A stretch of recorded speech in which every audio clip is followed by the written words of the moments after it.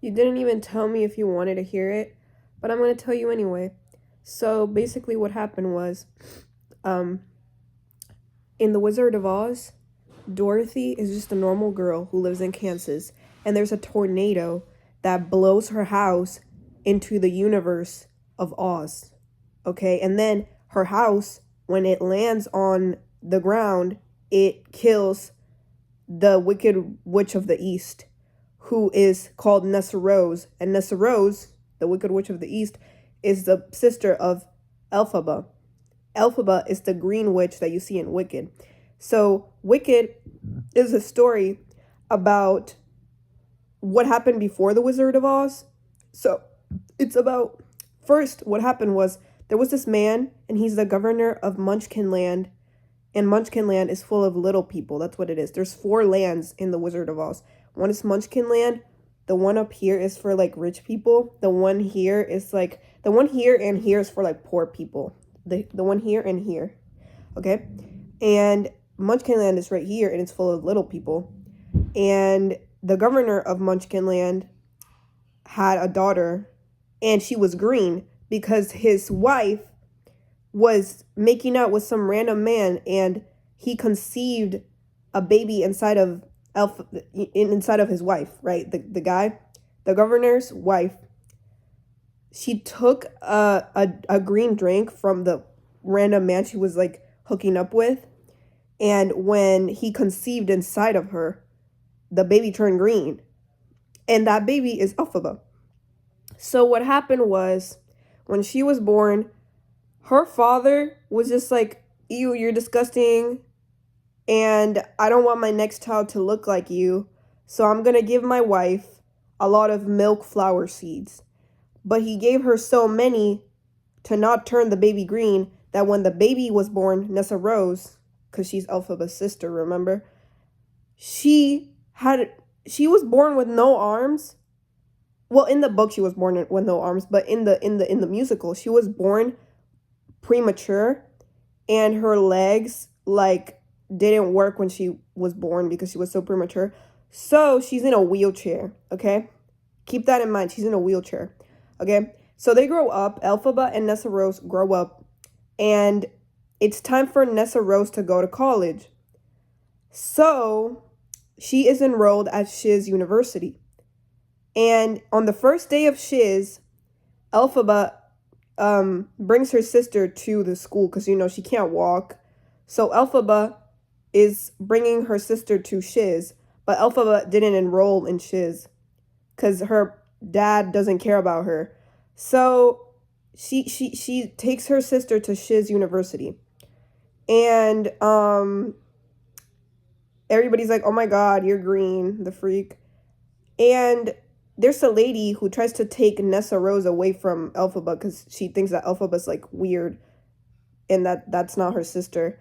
And then she gets mad, and then when Elphaba gets mad, she like magic just like, I don't know, happens around her when she's angry. So she got angry, and then like the benches where everybody was sitting at just dispersed, and everybody's like, who was that? And it was Elphaba, right?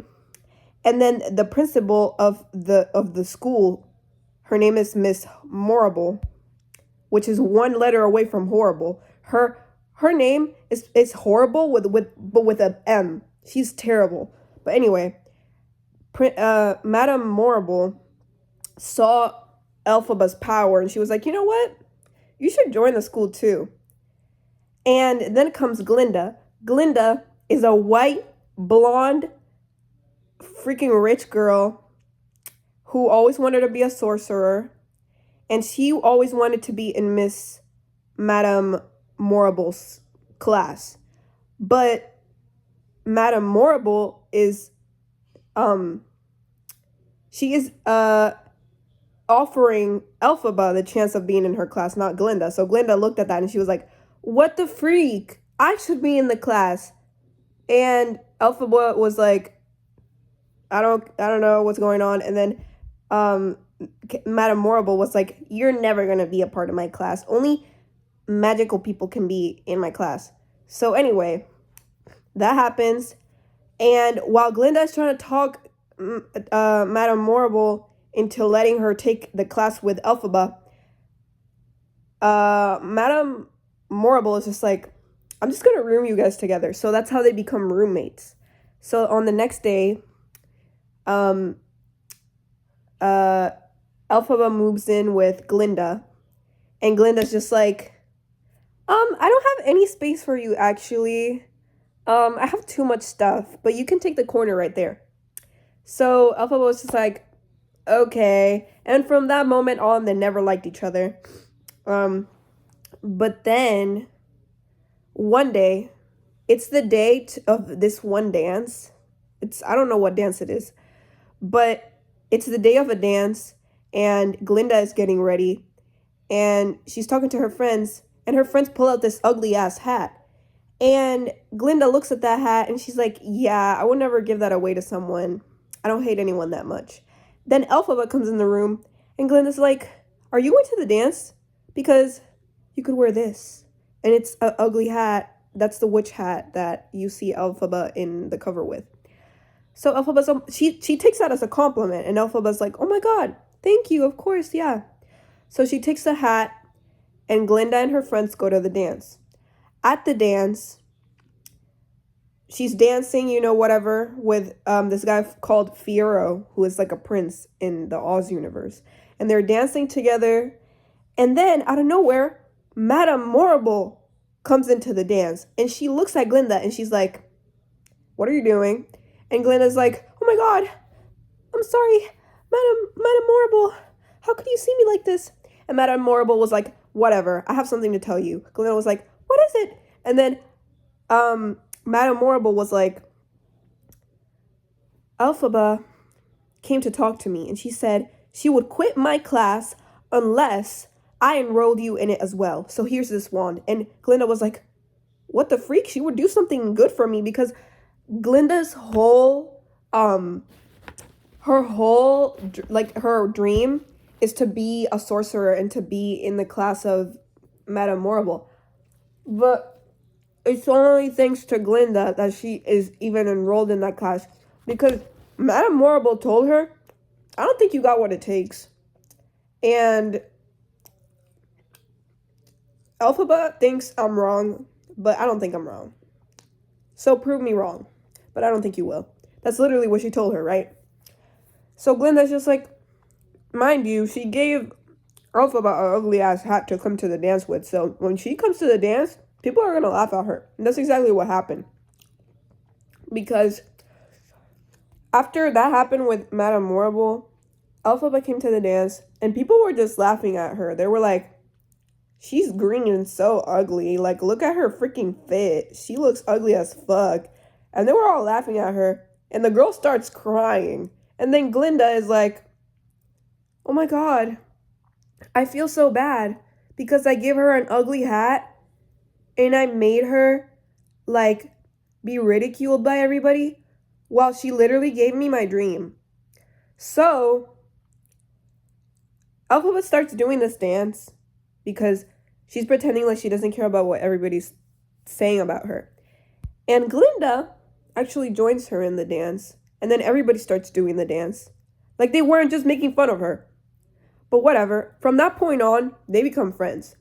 Then they go back to their room, and that's when Glinda's singing the popular, you're gonna be popular, the song, right?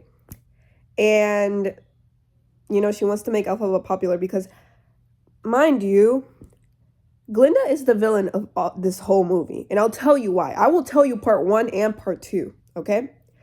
Okay. So, yeah, Glinda sings the popular, you're gonna be popular, I'll teach you the proper poise, how to talk to boys. That song. And Elphaba's like, okay, I want to be popular, I guess. So, she goes to school and people don't hate her, because she's Glinda's friend. But anyway, fast forward, Elphaba gets a letter from the Emerald City, and it's from the Wizard of Oz. The Wizard of Oz is basically like the president of Oz, the Oz universe, okay? So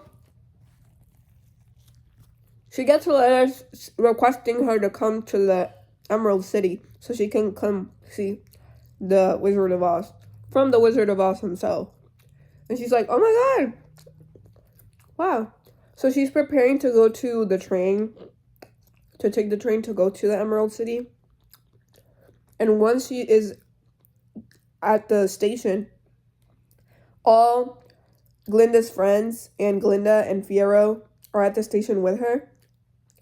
And she's about to go to the Emerald City. But you know, there's something that I didn't tell you. So before she goes to the Emerald City, Elphaba goes to class, and she's at class with Glinda, Fiero, and everybody, right? And it's history class. And their teacher is a goat, and his name is Dr. Dilliman. And something happens when he's teaching. He turns the board, and somebody wrote on the board, animals should not be seen or heard, or something like that. So basically, let me explain something to you. In the Wizard of Oz, like in the Oz universe, animals can talk. And they can solve equations, and they're like sentient beings, just like humans. But the government is on the low, taking the rights away of the animals, and they're putting them in cages and doing something so that they can't speak, and so they turn into normal animals that we see in our world. Which is wrong, which is racist, right?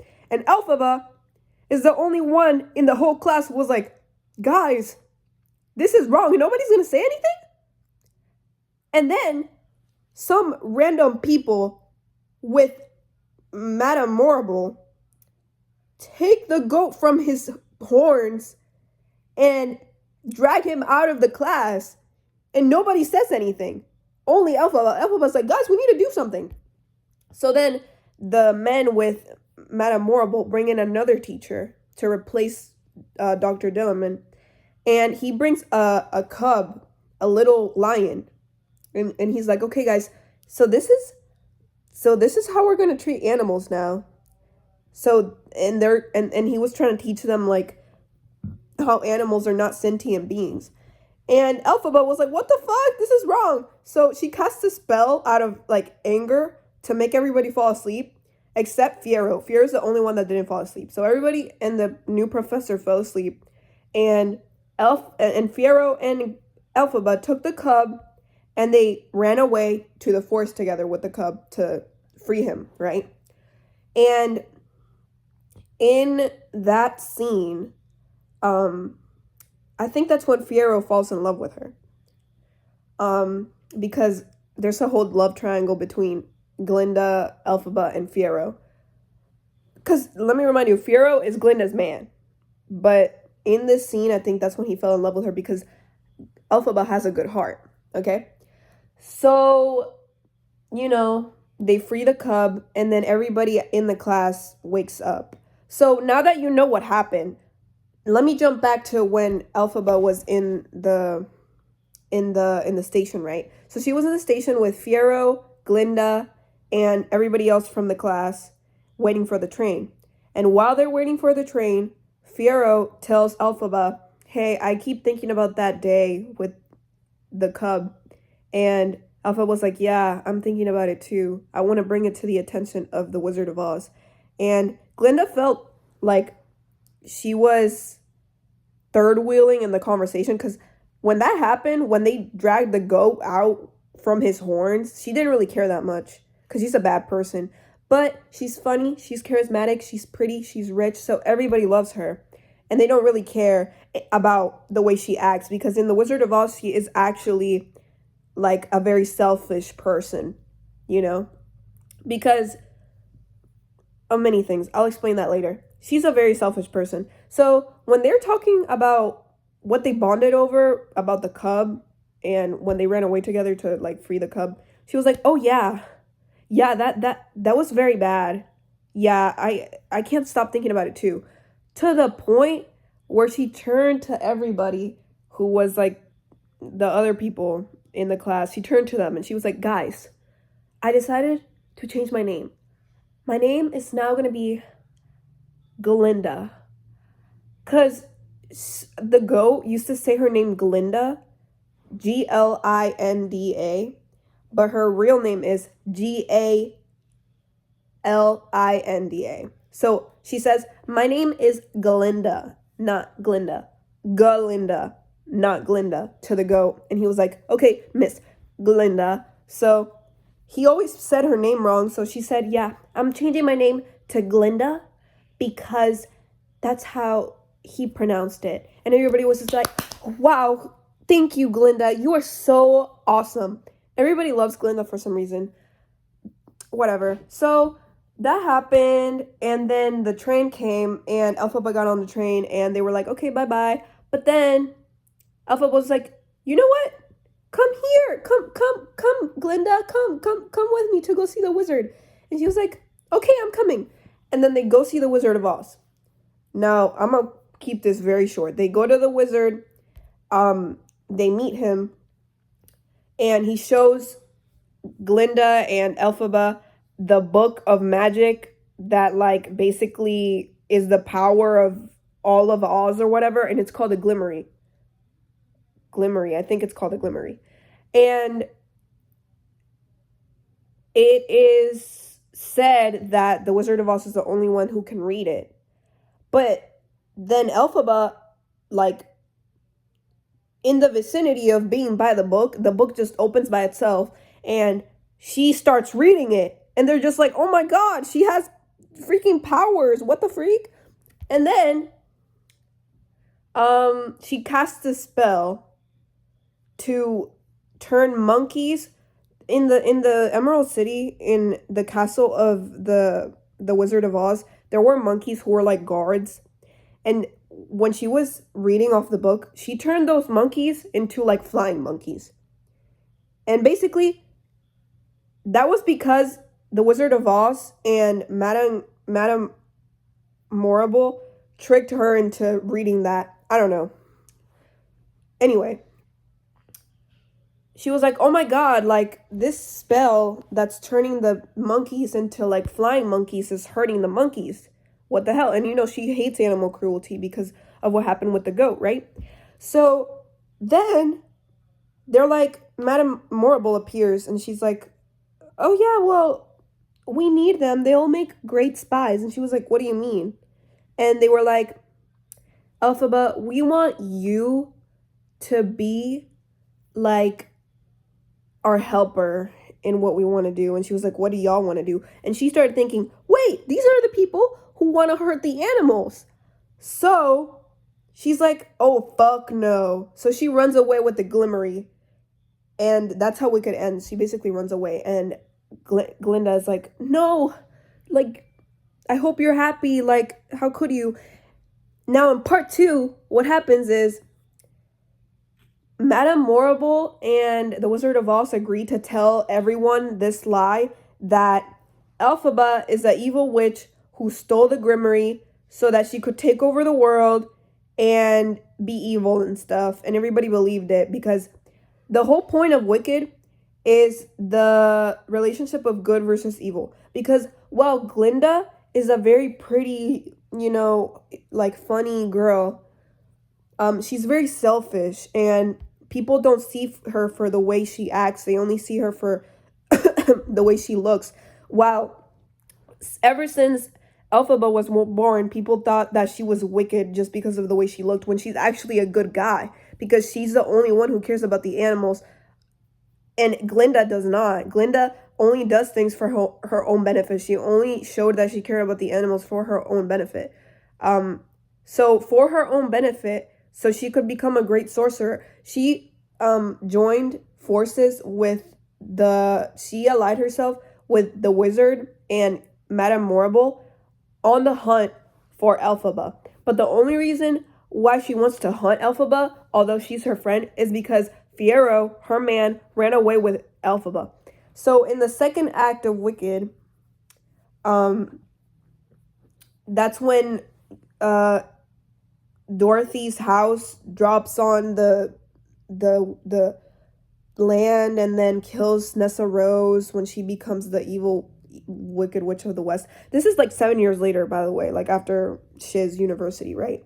So Elphaba is hiding and they're trying to find her, and she only comes out because Glinda has this idea of like getting Nessa Rose in danger so that she can come out and like find her sister, because Nessa Rose is Elphaba's sister, so she's gonna care about her and come out whenever like she's in trouble. So she died. Nessa Rose died when the house dropped on her. So, oh, and it was the wizard, and it was Madame Morrible who dropped the house on Nessa Rose, because there was a tornado happening, and Dorothy's house was one of the things on the tornado, and they just picked that and decided to make it land on Nessa Rose. So it wasn't just coincidence that it just fell on Nessa Rose. They chose it that way with magic. And then